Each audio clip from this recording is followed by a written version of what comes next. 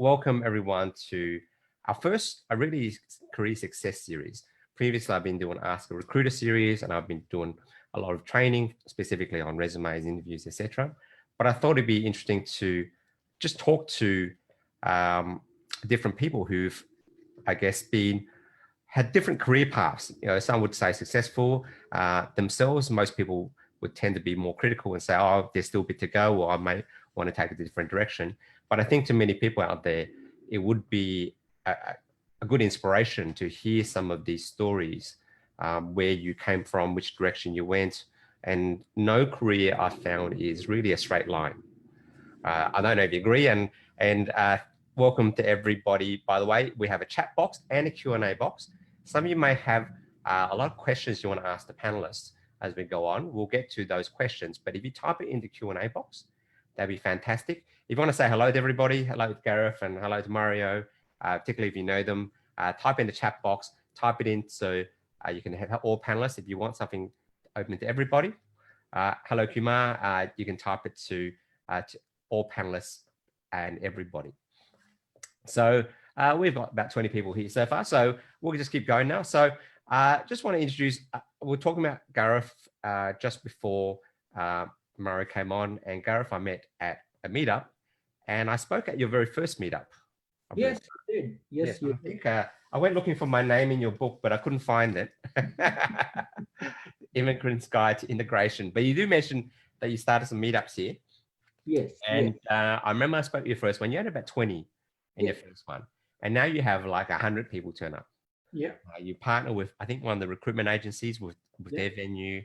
You get different speakers to come along. And it delivers a great meetup, a lot of practical information. This is his book, by the way. I'll promote it for him, An Immigrant's Guide to Integration. Thank you, Dave. And secondly, we have Mario, which I believe you've come to my meetups before, some of my events previously. And I remember I had some, I think you had my database from 2017. And then I think we met again recently. You and Grace were running something called a weekend club. That's right. That's right. Yeah. So it has been a while. I hadn't realized just how long ago it was we met, Dick, but your dress sense always stood out to me. You always had a lot of class, so it definitely remembered you. I'm very conservative today. And a grey suit. Yeah, you can see that. But that's right. At the time, I was working in the property circles in an investment group called Freedom.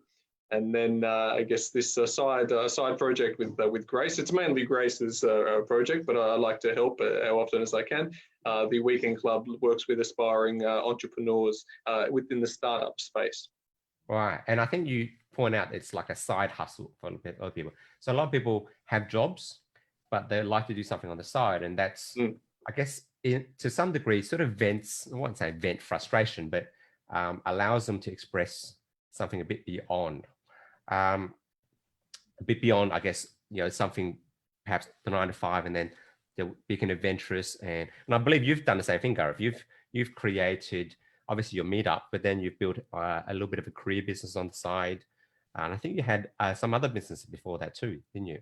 Yes. No, look, I as I was saying earlier, when I went back to India, obviously I went into digital marketing. I was doing financial services, so pretty much have a background in that space. And then, I think once you become sort of, an entrepreneur of any which form, you never tend to leave sort of that aspiration, so even if when you get into a full-time job, you always have something going on the side. So yeah, I have been working on a few ideas, trying to obviously help people. I mean, that is of the primary importance right now. And somehow, looks like that is where my heart is. And so trying to come up with ideas on how I can improve the quality of service, which people can access when they're looking for a job. And, so yeah, it is a very interesting thing. And obviously with your technology background, you're trying to go, bring in technology and try to see as to how much of that you can use to solve this big problem. Because as you know, I mean, from the first meetup that you attended, and as you know that it has become like a big thing,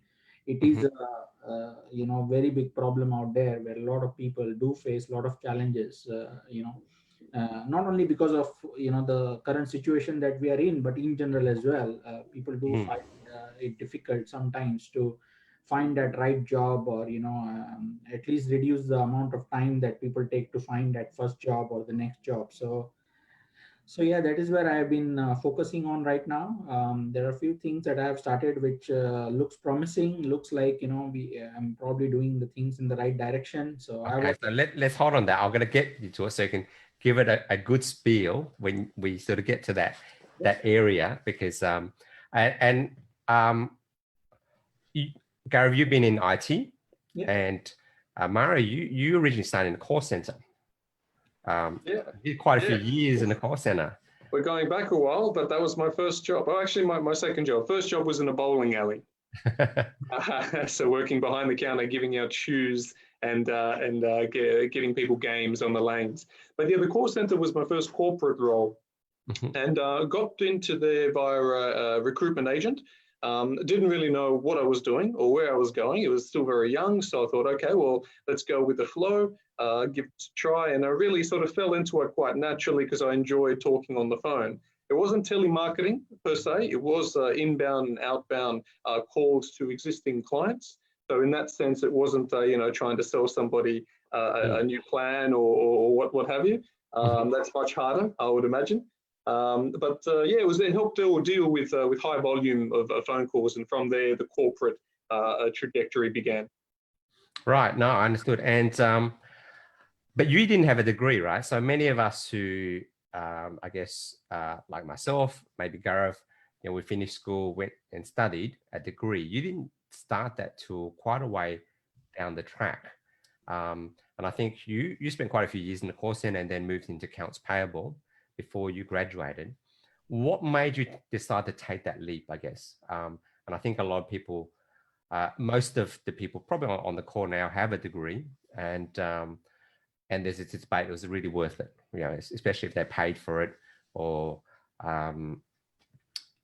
maybe they felt like they didn't learn as much as they would needed for the job. It was more of a piece of paper that got them in. What made you take that leap, I guess, is the question. Yeah, okay. Well, I think, and I'm sure that yourself and Gaurav had different influences growing up. Your environments may have meant it was more of a mandatory process, that once you finish high school, you go get that degree. That's not even a question. It must be done. I didn't have that mandatory requirement. So my mother, we moved here from Peru when I was very young, when I was 3 years old. So grew up here. But mum had always instilled this: you must work hard at what you do. She just didn't say you have to work hard at what. Well, I think you're lucky because you actually took it on board. My mother told me that and I didn't do anything. Went fishing and played golf. And I think that part of being lost. A lot of people are lost when they first start, aren't they? They finish high school. I didn't know what I wanted to do. I picked the subject I hated the least, which is economics, which is the most useless subject to do anything, really. Well, I don't know about that, because I actually, I'm not sure if I mentioned this, I did drama for a year. I went to a drama college straight out of high school. Because, and you talk about, I won't say useless, but certainly wasn't anything I could apply, straight away. And that's kind of why I stopped going, because it wasn't dramatic arts. It's great fun. And if you pursue it, and if you're dedicated and committed, maybe one day you get somewhere.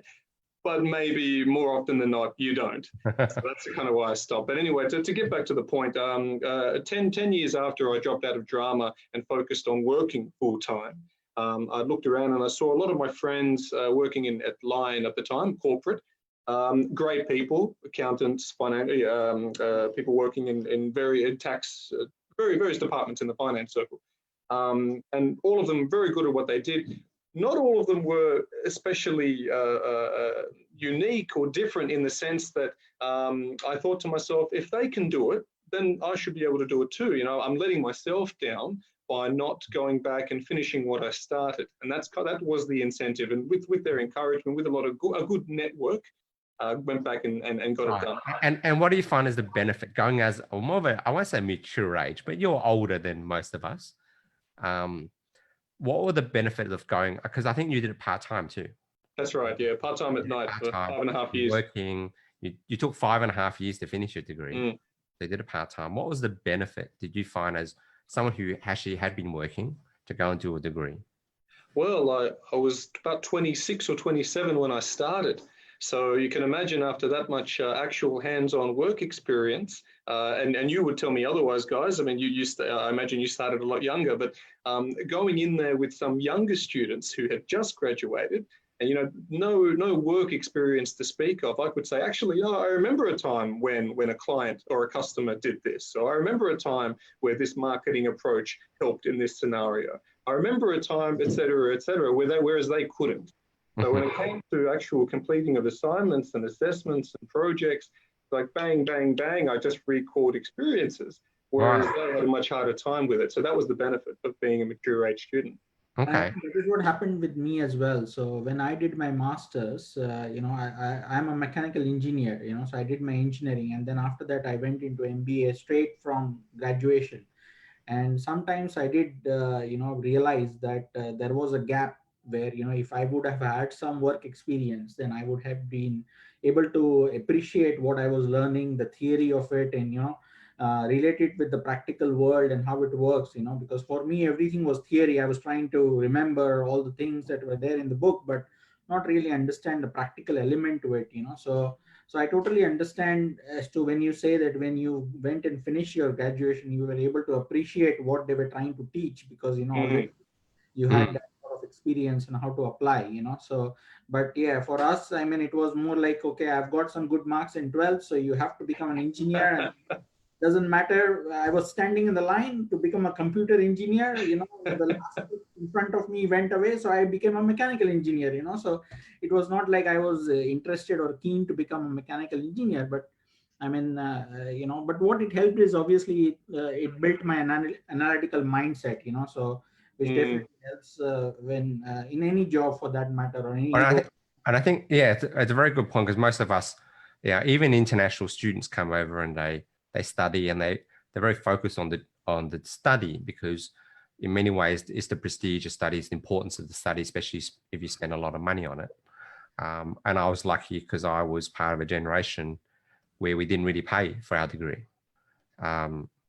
Being from Australia, being an Australian citizen, we didn't really pay. So I didn't take it very seriously. I went fishing and played golf most of the time. But if I ask myself what's the best way of doing it, it is actually working and studying, being able to relate it. And also there's a good point I would have possibly changed direction. I might not have continued studying what I was studying. I might have studied something I might be found I was more interested in, because mostly, you got people who study drama, people who study science, doing completely different things to what they actually studied in the first place. Gaurav, back to you came to Australia, obviously with experience with, having worked in India, studied in India. You didn't come here as a student. You came up here to really work out what do you want to live here and work and bring a family here. And from what I read in the book, it's almost like, oh, it sounds like a good place, Australia. Let's have a look, right? And you got a job fairly quickly, which is not, I won't say uncommon, but not always the main way that people go, is it? Most people struggle to get a job. There's a bit of a cultural gap, and they have to work out how to bridge it. But you managed to bridge it fairly quickly. What did you find in your experience? What was the key to that? And just, I guess, tell us your experience of coming from overseas, from India in IT to Australia, where there's a lot of, I guess, Indian IT people looking for work as well. Yeah, no, I think that's a good question, and I think we have spoken about it in the past as well. So, it happened to me twice. So, when I first arrived here in 2008, I came from US because I had a small stint there, but I was pretty much in the business development area. So I was trying to sell, form channels and partners for IT services.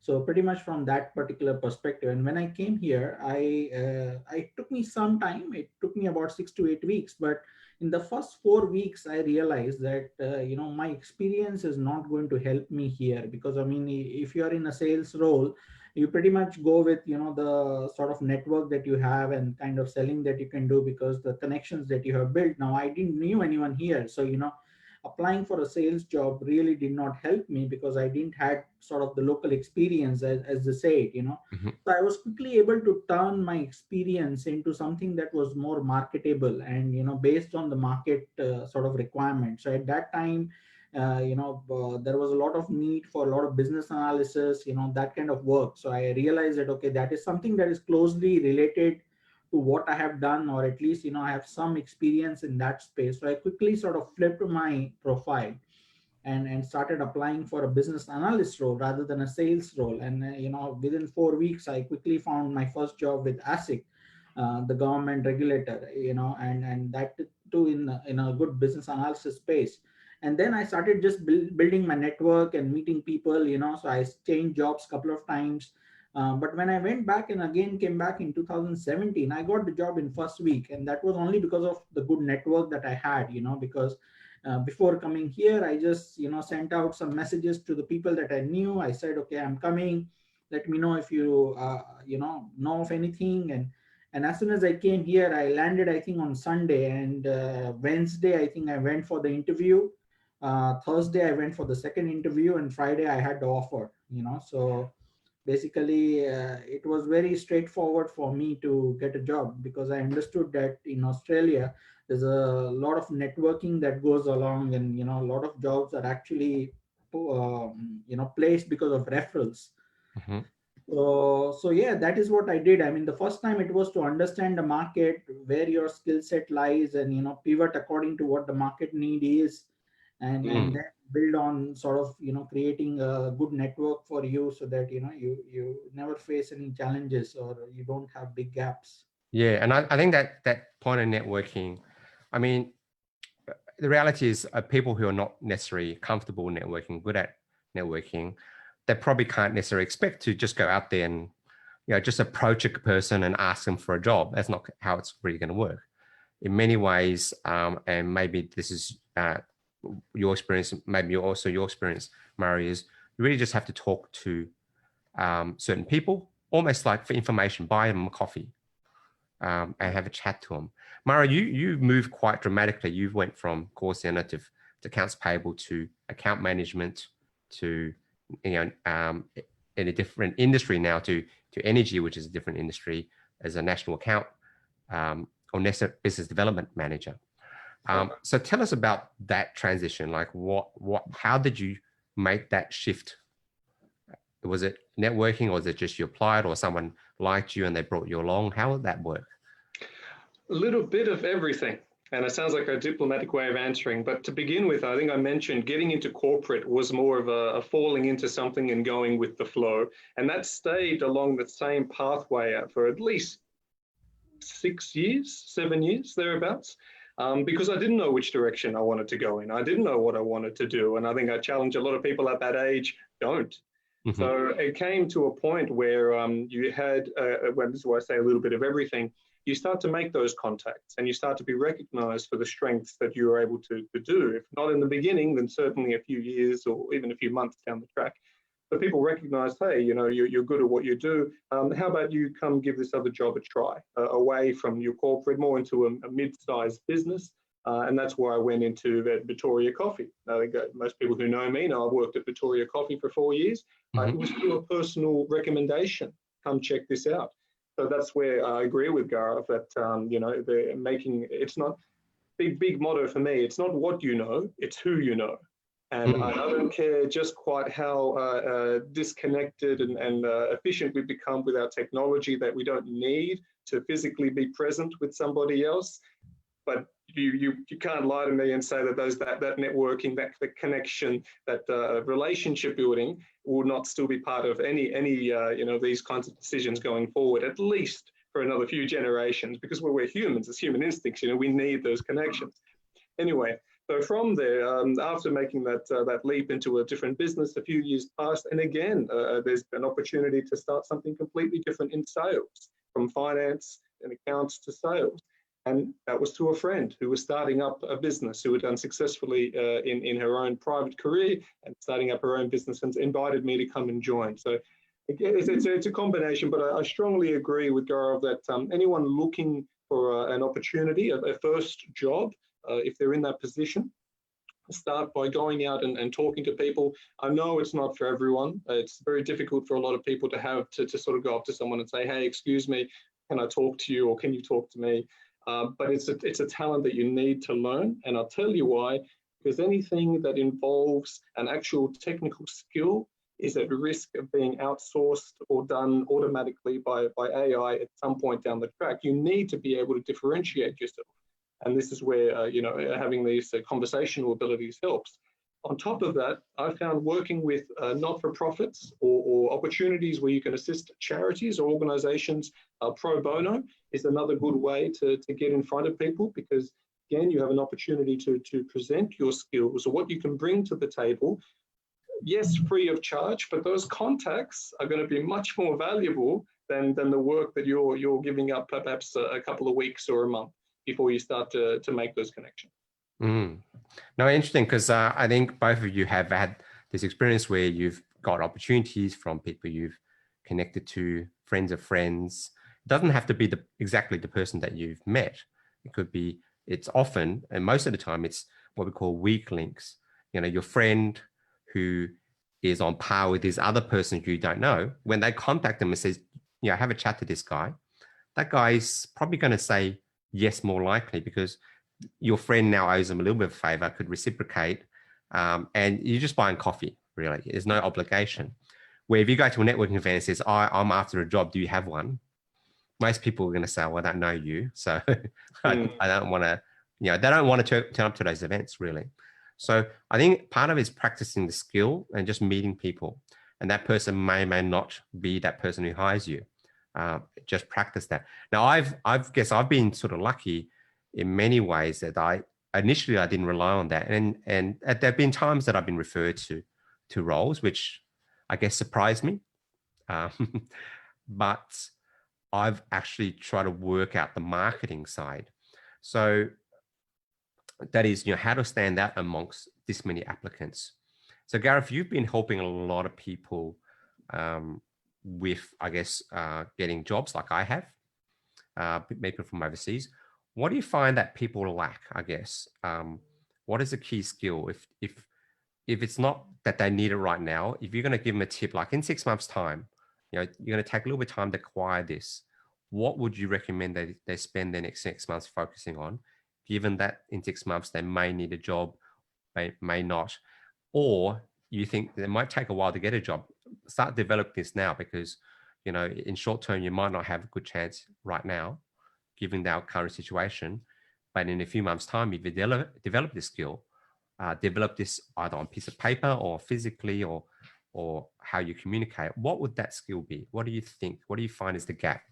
Look, I mean, there are two important things. I wouldn't be possible to just point one skill, but two important things. One is to basically understand the market, so understand what is out there, what kind of roles are out there. I'll give you a very simple example. So I know someone who is basically into project coordination. Mm-hmm. Now, if you really think of it from a role perspective, there are different organizations and different industries which might call this role as project officer, or project engineer, or project support analyst, or there are so many different names to the roles itself. Now, this is just one example, but if you really think of it, when I'm a project coordinator, if I'm looking for a project coordinator job, then I'm basically restricting myself to only a very few opportunities. So I want to understand what are similar roles to what I do which are out there in the market. How you can do that is basically search for jobs with your skill set.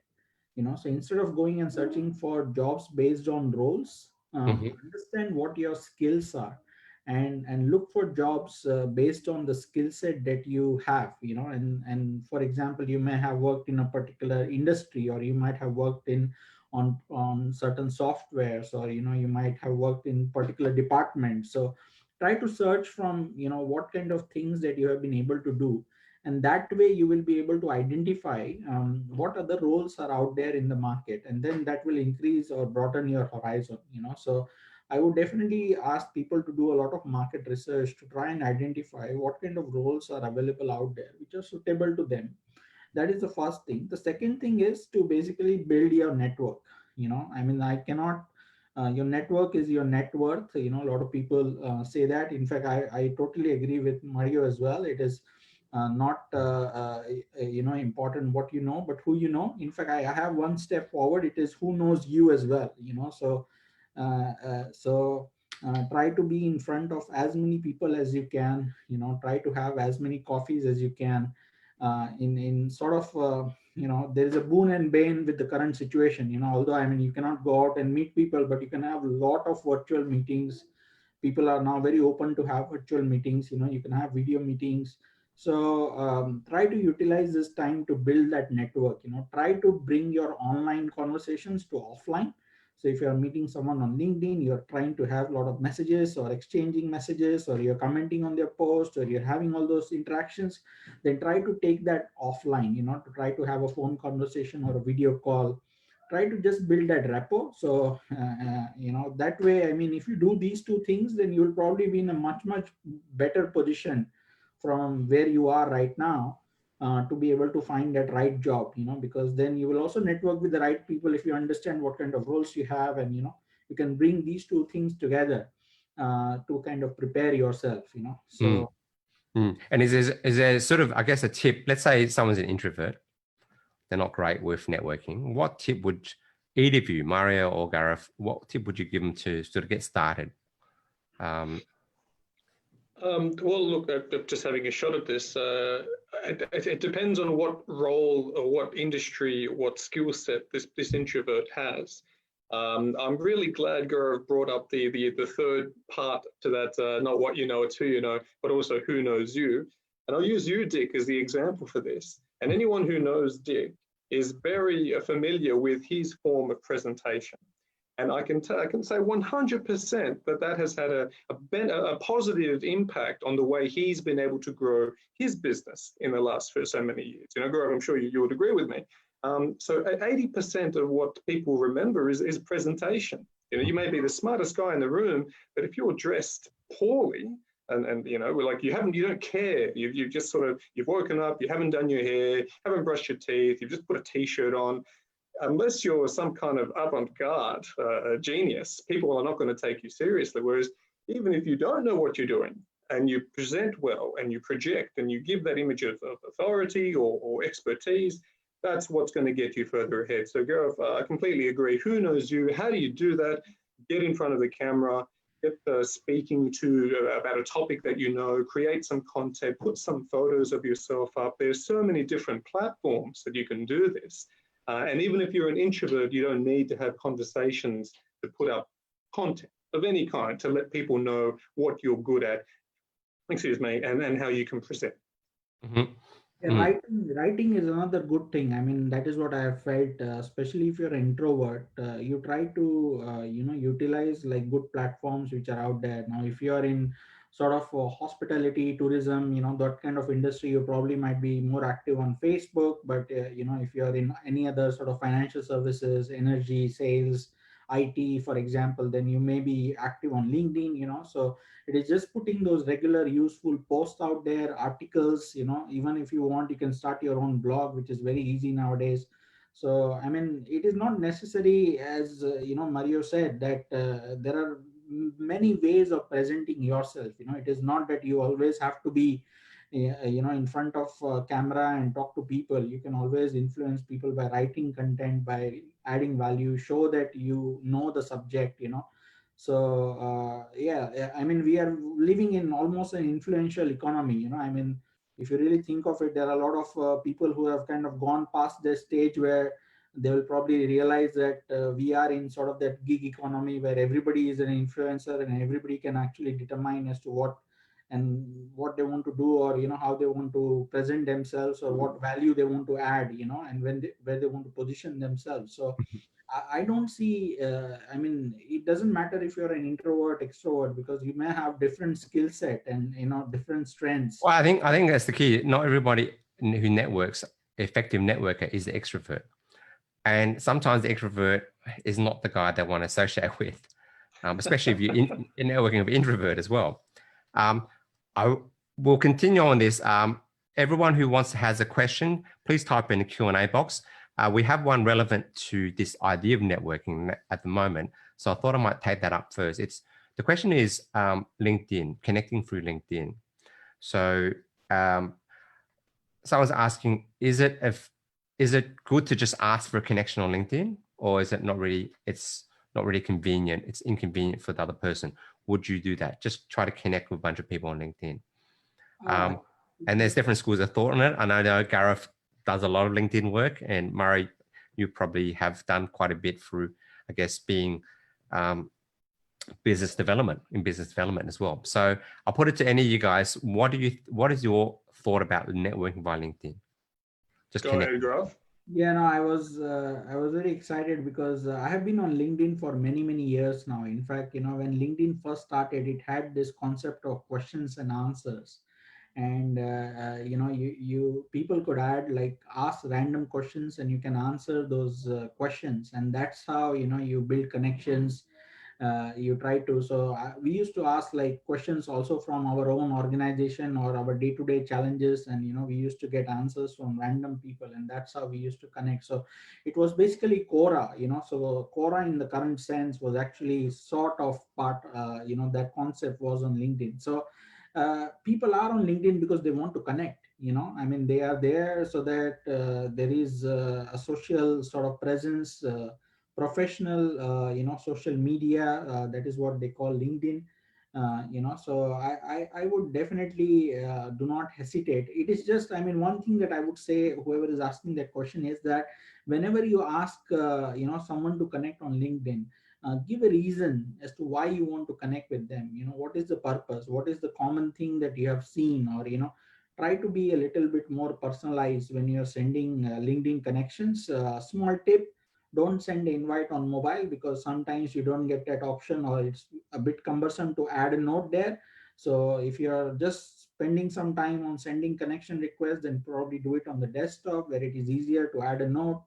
And but yeah, if you introduce yourself, you give the reason as to why you want to connect, and people are generally open to connection. And yeah, so try to avoid those blank connections or just normal how are you, sort of things, but try to be very to the point. This is why I think I see value, and this is why I want to connect.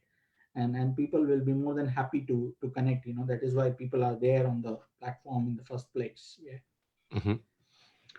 I 100% again, Gaurav, agree. Purpose, in a single word, it's about what value are you bringing to the table here. And I'm about growing a connection, growing a network on LinkedIn is wonderful. To have 2,000, 5,000, 10,000 connections, that's great.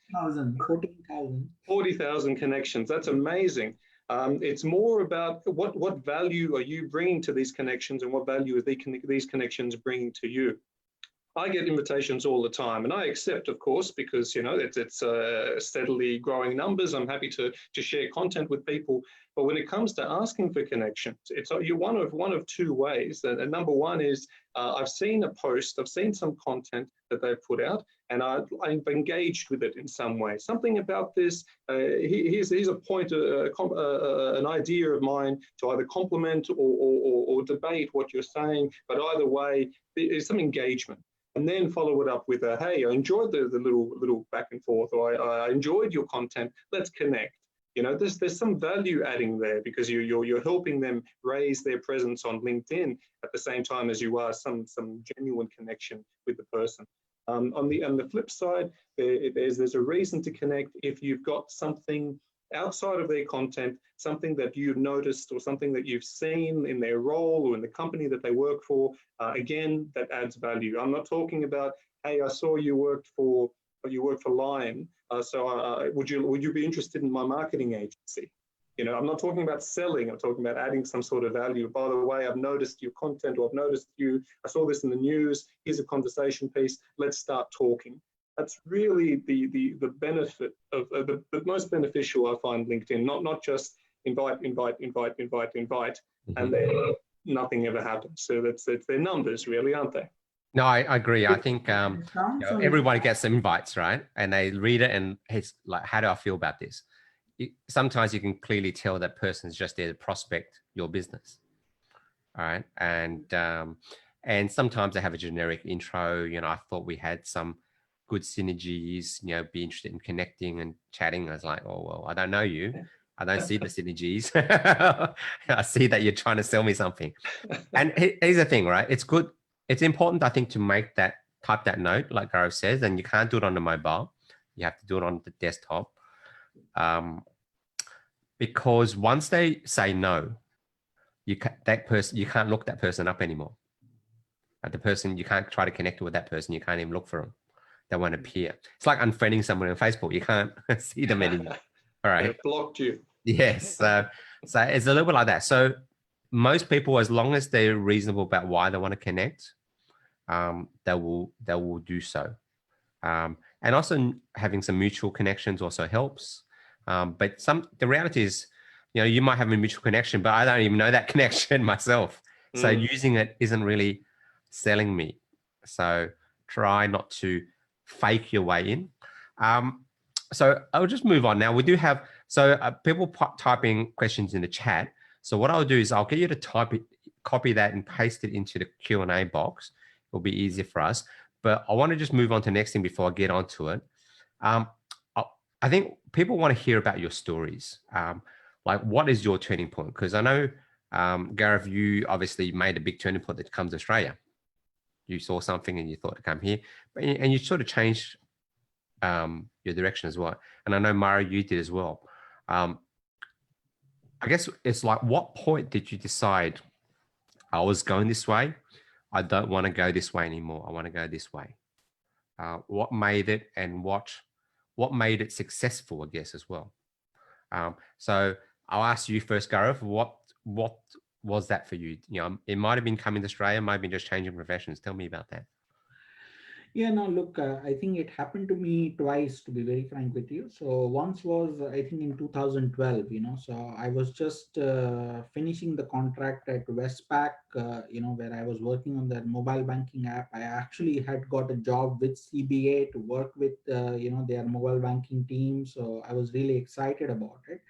But then, I suddenly came across this opportunity where a few friends wanted to go back to India and, start something on our own. So the whole idea of, trying to do something on your own, the excitement around it. So I actually left that CBA sort of offer, which was given to me. And I said, look, I want to not think about a 9 to 5 job right now, and try to see if, I can make something on my own. So that was definitely a difficult decision, because I was pretty much settled here. I had all my stuff here. In fact, I ended up putting all my stuff in a storage, and just took off. So that was a hard decision, but it was just sort of a young phase. You want to do something on your own.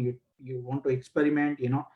And then almost about 4 years down the line, when I had done all different sorts of experimentations, some were minor successes, some were, major failures. So, you learn from them, you understand, and then you come back as more, mature person. You understand that, okay, this is, you have that clarity now. This is what, you're good at, and this is what you want to do. So the next time when I came back to Australia, I was with a lot more clarity in my mind about, this is the career that I have chosen now, and I want to really, do good in this area. Especially, I mean, I am in the project management, program management space, and as I was telling you just before this, is that most of the times people become project managers accidentally. They basically, especially in the IT industry, it is like that. Even I think in general, any particular that industry, there is this small project, can you do it? You're probably doing it as operations, but you still become a project manager because you're managing it. So a lot of people accidentally become project managers. So I realized that if you want to really become a good project manager, you have to go through sort of the right education, the right sort of mindset that you need to have.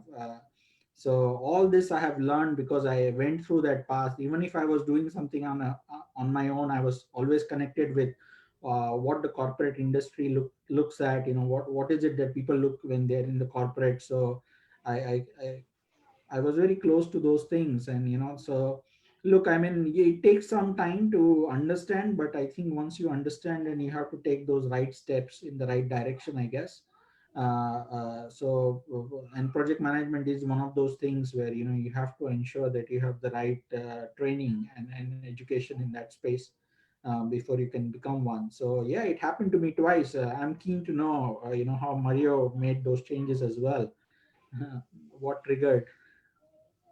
That's very interesting, Gaurav. Well, thank you. I mean, for me, it was a lot. It was a bit personal, to be honest. I mean, as I was said to Dick very briefly earlier, in the end of 2015, I had three things that were going on. The first one was my daughter. I'm separated, so I don't get to see my daughter every day. But my daughter was starting school the following year, and so I was wondering that with the lack of time that I spend with her already, you know, it will obviously be even less when she starts school. So that was in my mind. The second thing was that a property, my first investment property that I had bought, had done especially well. I bought it in 2013. This was 2015. If you're familiar with the Australian property market, there was a big boom in that time. And so I was really able to benefit from that. I was really lucky. The third and most important thing was actually that my dad passed away. And this is something that when I say it's personal, it really, I'm sure people can relate when it comes to paradigm shifts, when something happens that kind of shakes your foundations.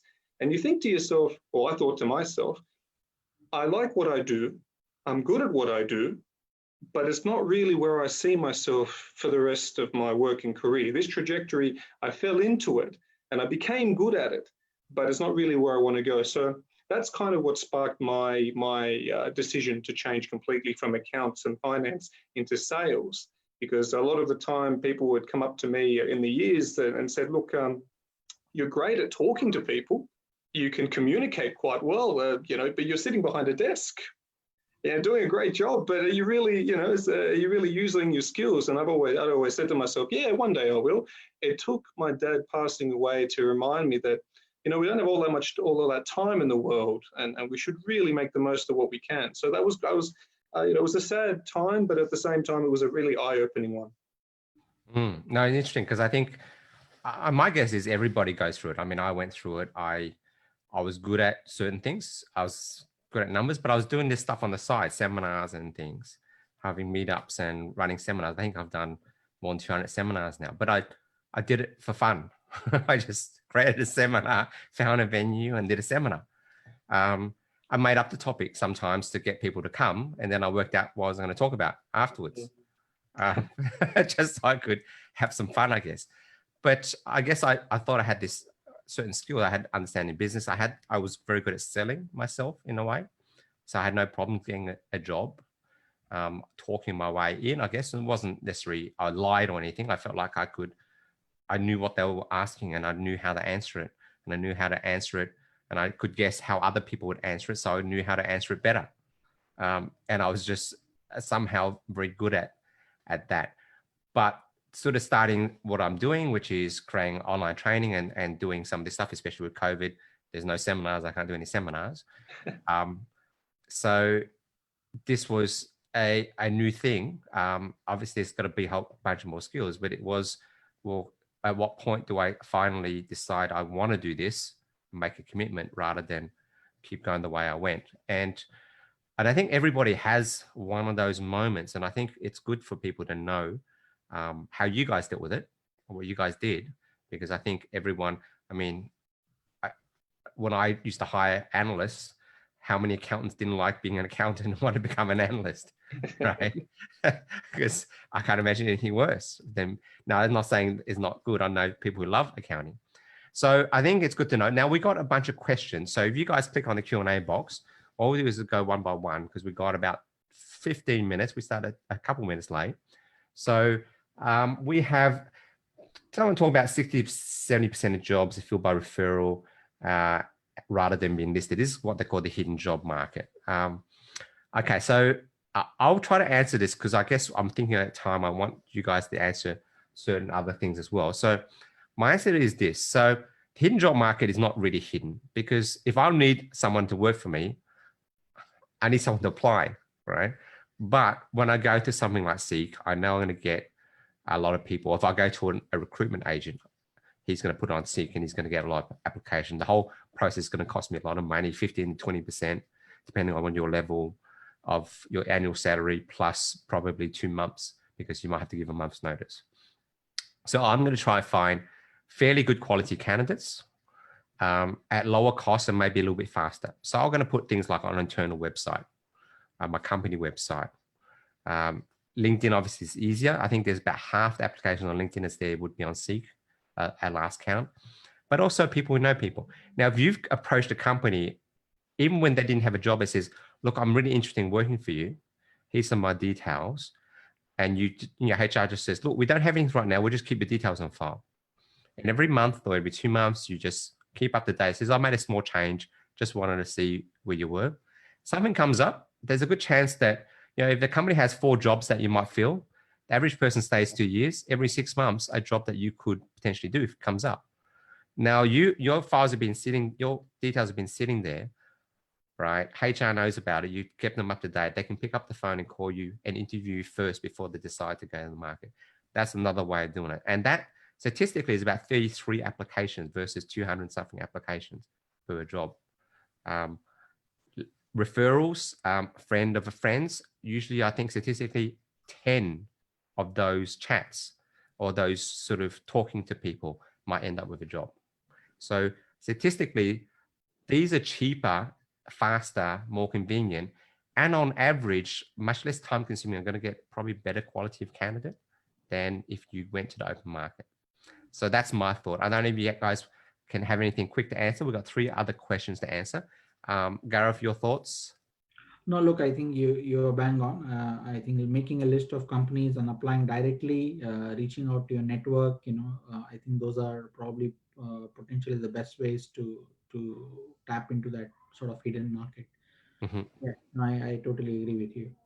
Okay, right, understood. All right, so next question is, recently graduated in accounting and bookkeeping and finding it hard to get an opening as a majority are asking for 1+ years Australian experience. Do you guys think it's better to grab anything and not be specific, or keep waiting for an opening in accounts?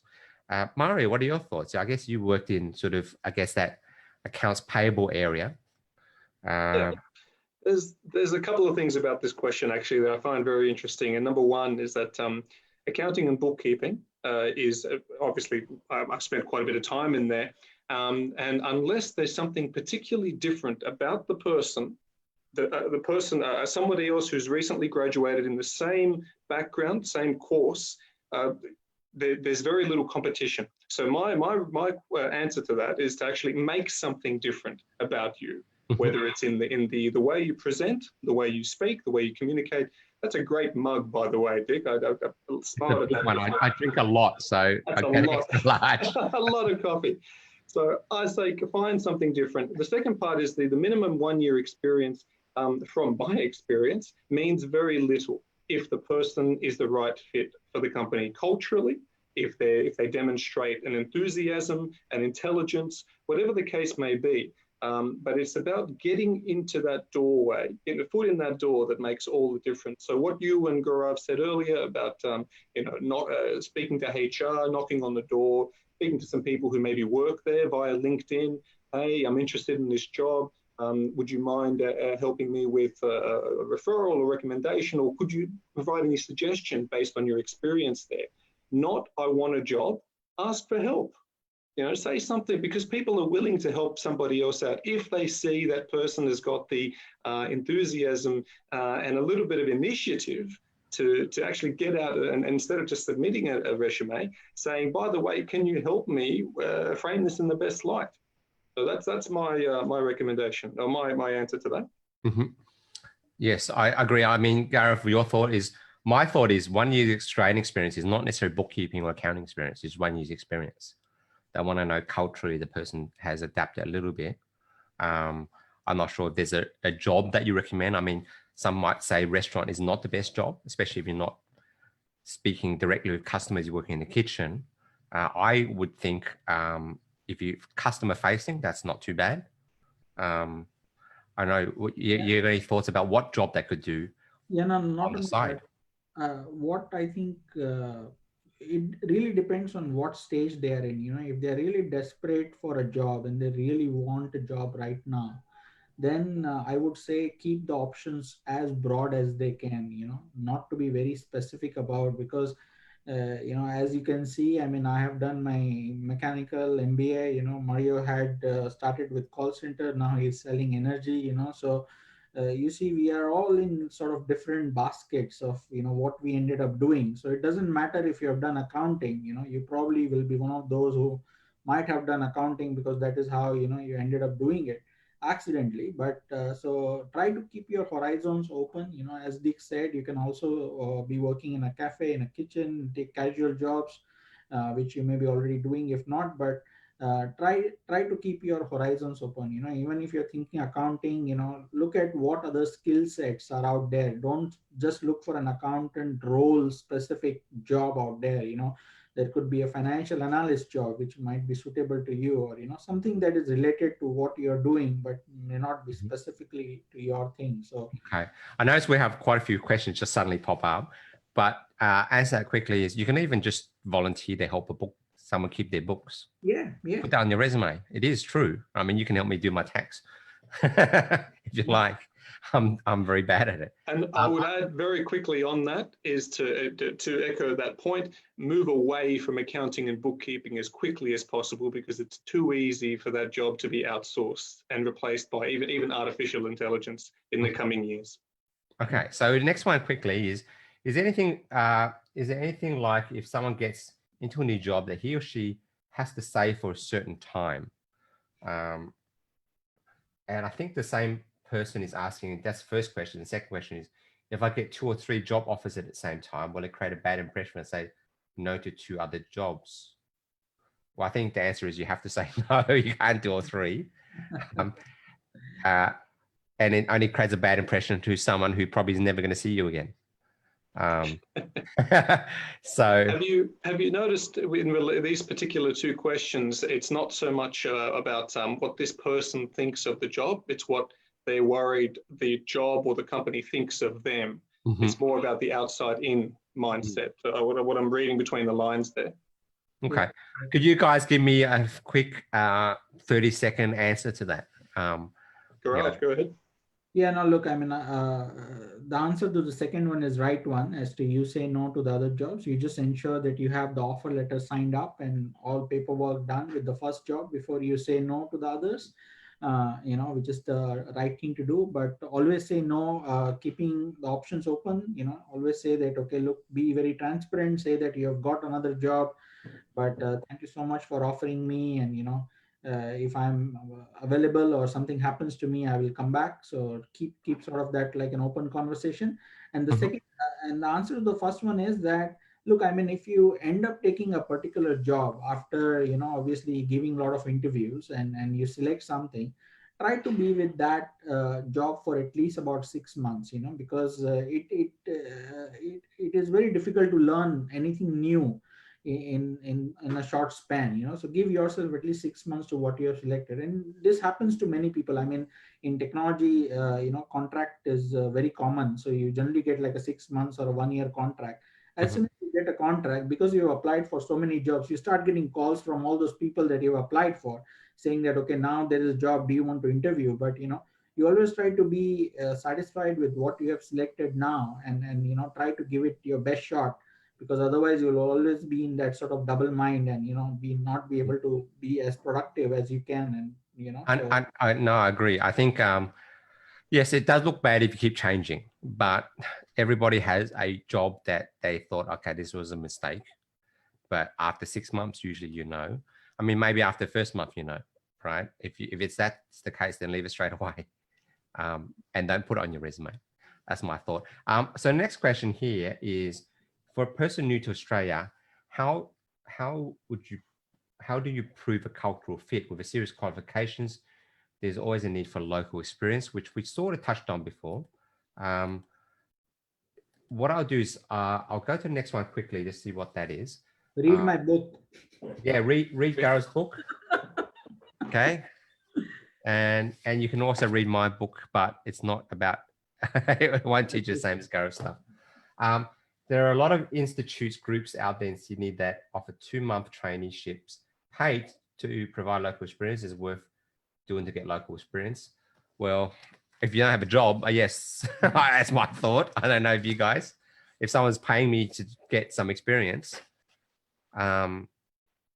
I'm not familiar with these institutes or groups. Again, I suppose it's industry specific, but I agree with you, Dick, that if it means gaining experience, something I think what they mean is actually you pay them.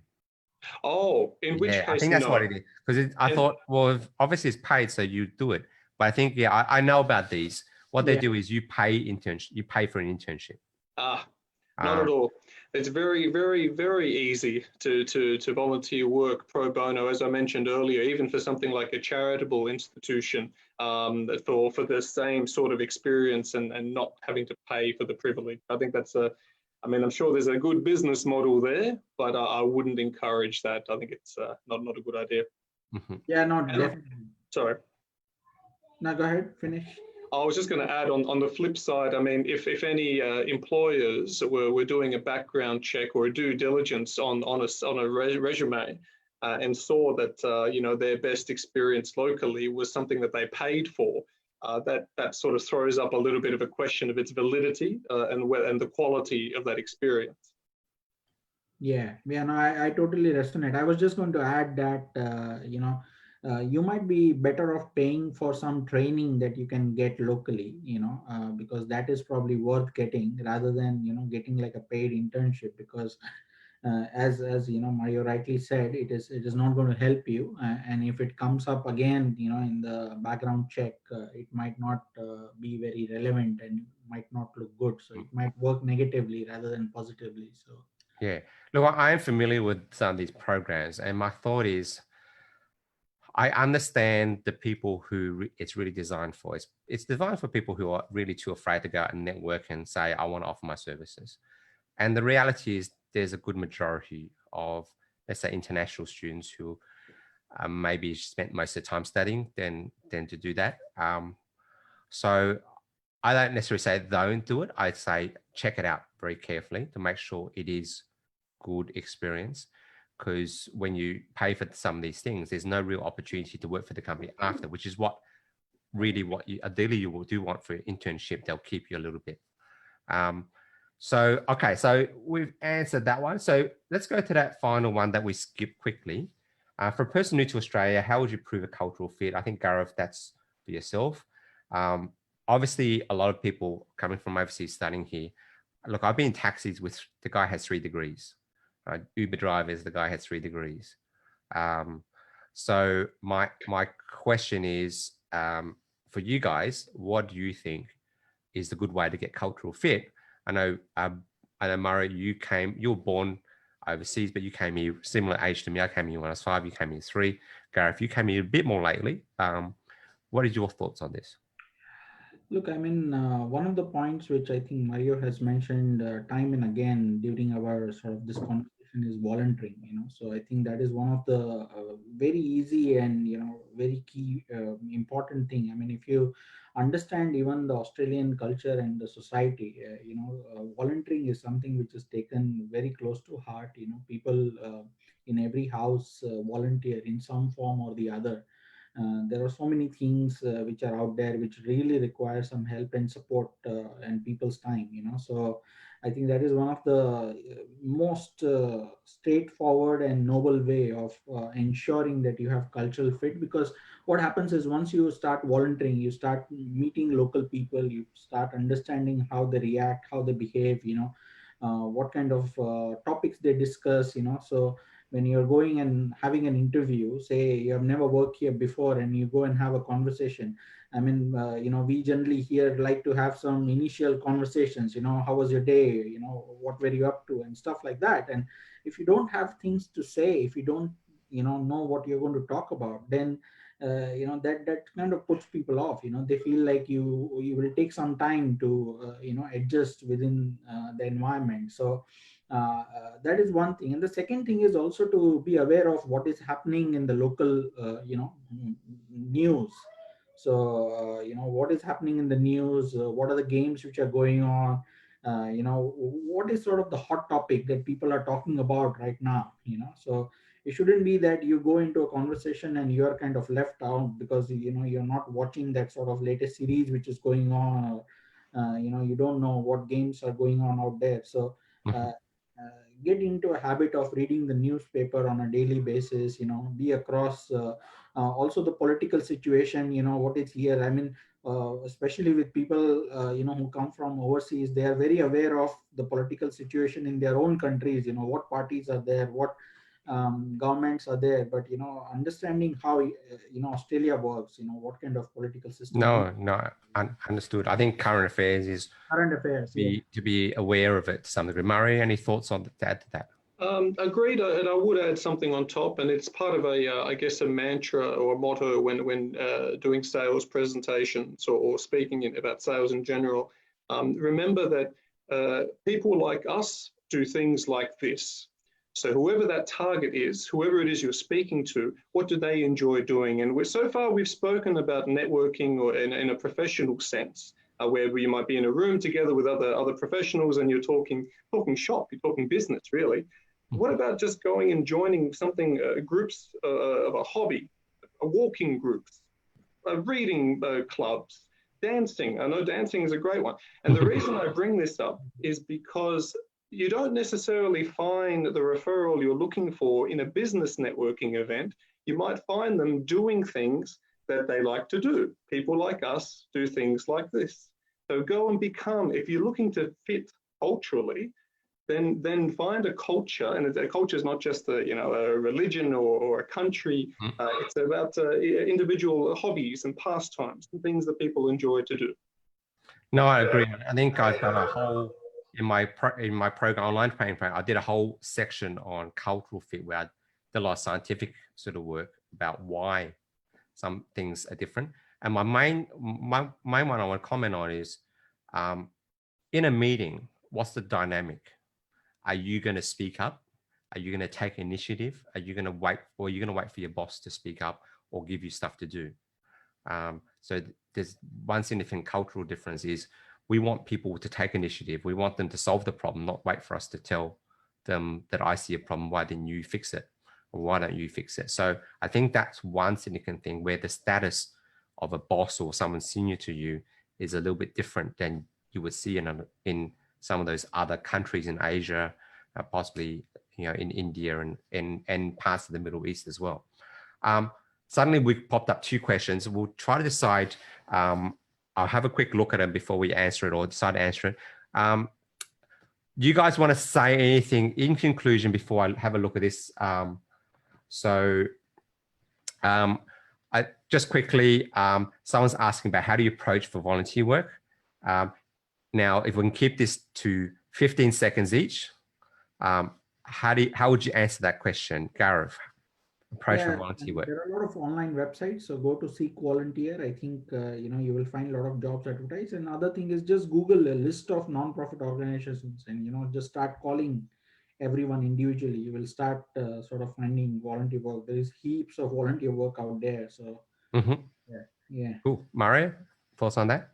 Find something that you're actually interested in terms of what the charity does, who they're trying to help, and contact them first, because makes a lot more sense when you reach out to someone and say, hey, I respect and I like the work you do, I would like to help, as opposed to I'm looking for volunteer work, can I join you? Good. Another one is your advice for people who've been made redundant due to COVID. Okay, so I mean, this one is, I guess, a general thing. It's all new for all of us. I mean, I'll give my first 15 seconds.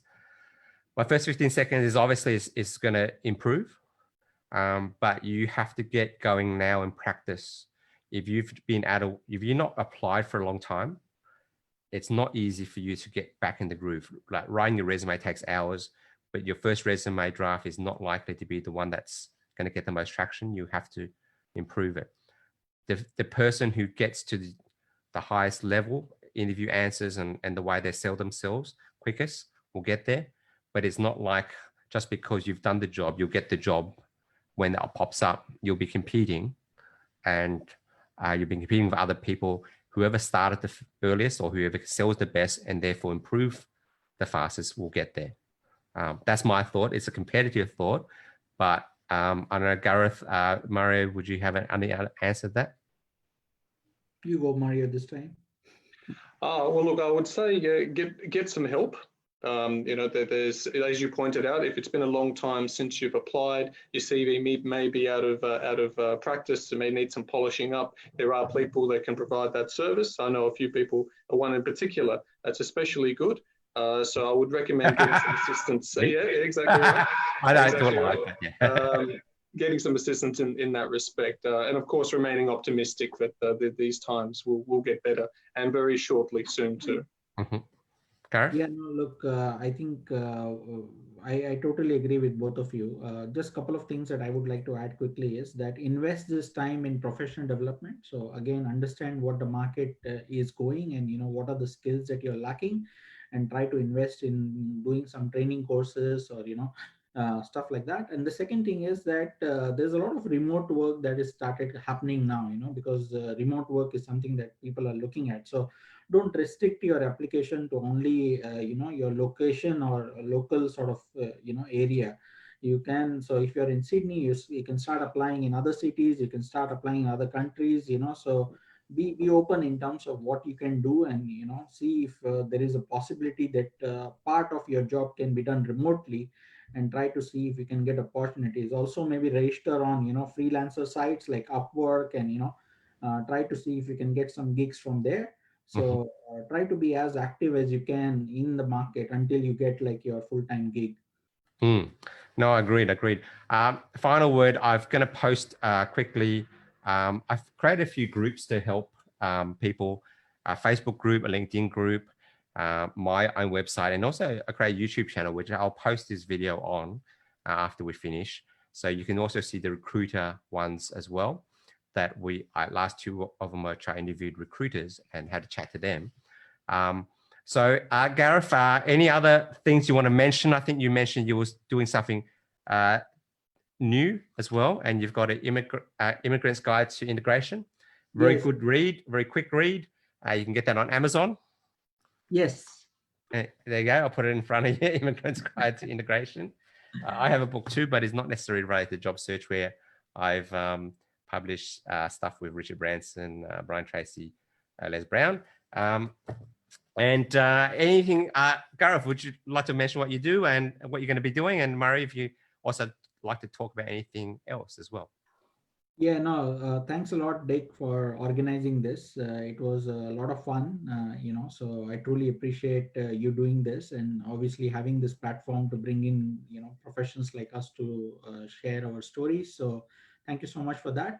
I would just say that, I found passion in helping people find jobs. I think that is something that, I think there is a need. So I've started something in the last week where I'm trying to connect job seekers with industry professionals and recruiters. So organize half an hour calls between industry professionals and job seekers. So if you're interested in either you're a job seeker or you're an industry professional, either way, if you're interested in helping or getting help, then please get in touch. I'm available on LinkedIn. You can search me. I should come up, but yeah, happy to connect and help in any which way I can, to support in any job search help that people would need. So yeah, and apart from that, again, project management. So I'm also part of this non-profit body called Project Management Institute Sydney chapter. So I'm on the board there, and we are always looking for good volunteers in sort of project management, project delivery space. So if you think that you can associate it with sort of local chapter, then please get in touch. Is the LinkedIn the best way to get in touch with you, Gareth? Sorry, LinkedIn the best way, or should I? LinkedIn is the best way, or? best and easiest way. Yeah. LinkedIn, connect Gareth on LinkedIn and send me a message.